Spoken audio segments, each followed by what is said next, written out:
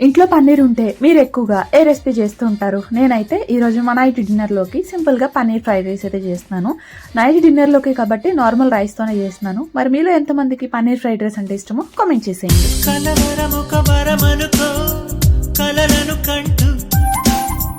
ప్రతి నిమిషము నీదనుకో జతపడి ఉంటూ నింగి నేలకి స్నేహం ఎప్పుడైనది అప్పుడే కదా ప్రేమ చప్పుడైనది కొల్లపే సోకని నాడు ఎడారే గుండె చూడు ముళ్ళని చూడకు నేడు గులాబీ పూలకు దిస్ ఇస్ మై